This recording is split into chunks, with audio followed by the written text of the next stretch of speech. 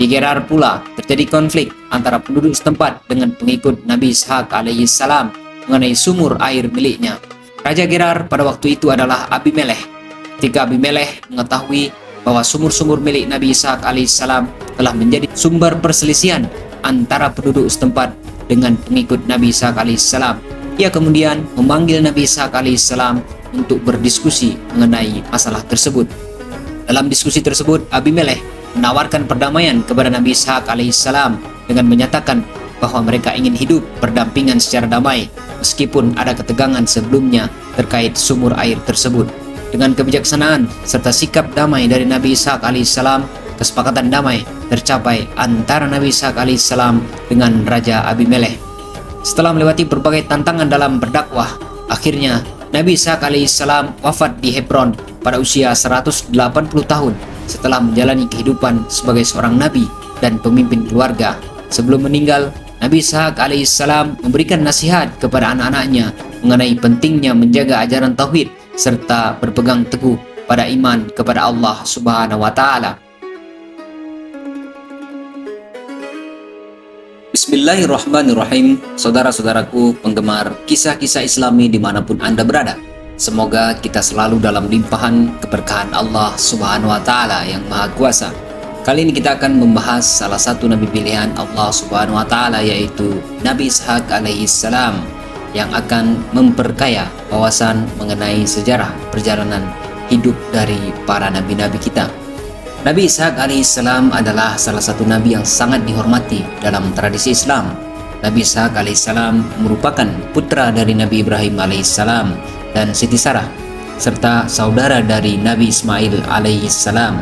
Dalam Al-Quran, kisah hidup Nabi Ishak alaihissalam tidak hanya menggambarkan perjalanan seorang nabi, tetapi juga mengandung pelajaran berharga tentang iman, kesabaran, dan pengabdian kepada Allah Subhanahu wa taala. Kelahiran Nabi Ishak alaihissalam merupakan sebuah mukjizat yang menunjukkan kekuasaan Allah Subhanahu wa taala. Siti Sarah, istri Nabi Ibrahim alaihissalam, telah lanjut usia dan tidak dapat melahirkan anak. Namun Allah Subhanahu wa taala memberikan kabar gembira kepada Ibrahim alaihissalam melalui malaikat bahwa mereka akan memiliki seorang anak laki-laki. Dalam Al-Quran surah Hud ayat 69, Allah Subhanahu wa taala berfirman, "Walaqad ja'at rusuluna Ibrahima bil busyra qalu salama qala salam fama labitha an ja'a bi'ijlin hanith." Dan sesungguhnya utusan-utusan kami, malaikat-malaikat, telah datang kepada Ibrahim dengan membawa kabar gembira. Mereka mengucapkan selamat. Ibrahim menjawab, "Selamatlah." Maka tidak lama kemudian Ibrahim menyuguhkan daging anak sapi yang dipanggang. Kelahiran Nabi Ishak alaihissalam adalah simbol dari janji Allah Subhanahu wa taala kepada Nabi Ibrahim alaihissalam bahwa keturunannya akan menjadi umat yang besar. Nama Ishak sendiri berarti tertawa atau tersenyum, mencerminkan kebahagiaan dan keajaiban yang dirasakan oleh keluarga Nabi Ibrahim alaihissalam saat menyambut kelahiran anak mereka. Siti Sarah merasa sangat bahagia dan bersyukur atas anugerah ini. Ia menganggap kelahiran Nabi Ishak alaihissalam sebagai bukti nyata dari kasih sayang dan kekuasaan Allah Subhanahu wa taala. Dalam tradisi Islam, kelahiran seorang nabi selalu dianggap sebagai berkah besar bagi umat manusia karena nabi-nabi adalah pembawa petunjuk dan ajaran Tuhan. Sebelum kita melanjutkan pada kisah berikutnya, marilah kita haturkan salawat serta salam kepada junjungan kita Nabi besar Muhammad sallallahu alaihi wasallam. Allahumma salli wa sallim ala Muhammad wa ala ali Muhammad.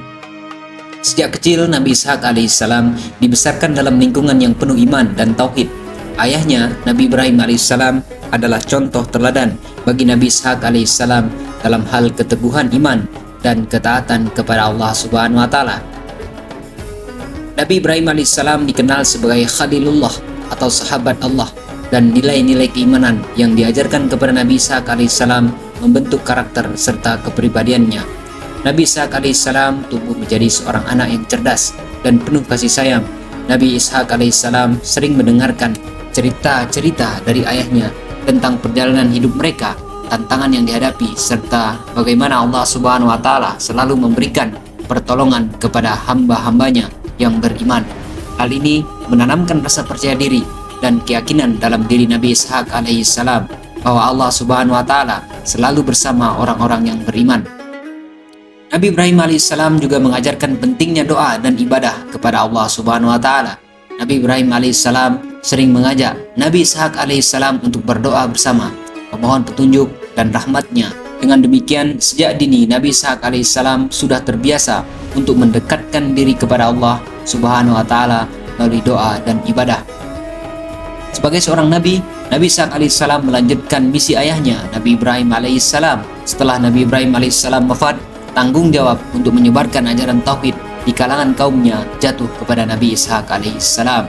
Falamma a'tazalahum wa ma ya'buduna min dunillahi wa habna lahum Ishaqa wa Yaquba wa kullan ja'alna nabiyya. Maka ketika Ibrahim sudah menjauhkan diri dari mereka dan dari apa yang mereka sembah selain Allah, kami anugerahkan kepadanya Ishak dan Yakub, dan masing-masing kami angkat menjadi nabi. Quran Surah Maryam ayat 49. Nabi Ishak alaihissalam dikenal karena pendekatannya yang lembut dalam berdakwah. Nabi Ishak alaihissalam tidak hanya mengandalkan kata-kata, tapi juga menunjukkan akhlak yang baik dalam interaksinya dengan orang-orang di sekitarnya. Dengan cara ini, Nabi Ishak alaihissalam berhasil menarik perhatian banyak orang untuk mengikuti ajaran Allah Subhanahu wa taala.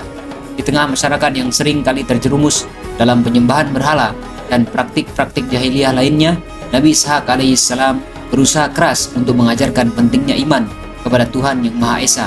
Nabi Ishak alaihissalam menggunakan hikmah dan pengertian untuk membimbing kaumnya agar kembali kepada ajaran tauhid yang benar.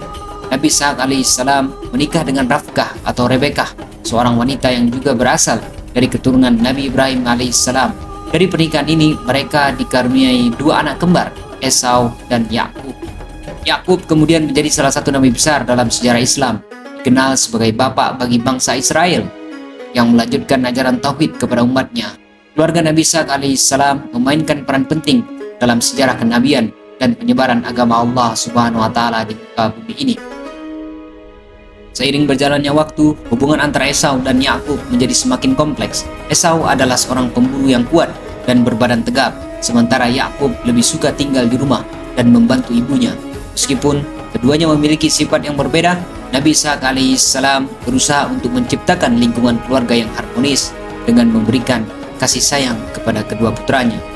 Nabi Ishak alaihissalam juga mengajarkan pentingnya saling menghormati antara anggota keluarga meskipun ada perbedaan karakter atau pandangan hidup. Dengan cara ini, Nabi Ishak alaihissalam berhasil menciptakan ikatan keluarga yang kuat meskipun ada tantangan-tantangan yang harus dihadapi. Nabi Ishak alaihissalam dikenal karena akhlaknya yang mulia dan sikapnya yang damai. Nabi Ishak alaihissalam sering membantu orang-orang miskin dan selalu berusaha untuk menjalin hubungan baik dengan masyarakat sekitarnya. Dalam konteks dakwah, Nabi Ishak alaihissalam menunjukkan bahwa pendekatan yang lembut lebih efektif daripada cara-cara keras dalam melakukan dakwah. Sifat-sifat teladan ini tercermin dalam cara Nabi Ishak alaihissalam berinteraksi dengan keluarganya dan masyarakat. Nabi Ishak alaihissalam mengajarkan nilai-nilai kejujuran, tanggung jawab, dan kasih sayang kepada anak-anaknya serta kepada umatnya.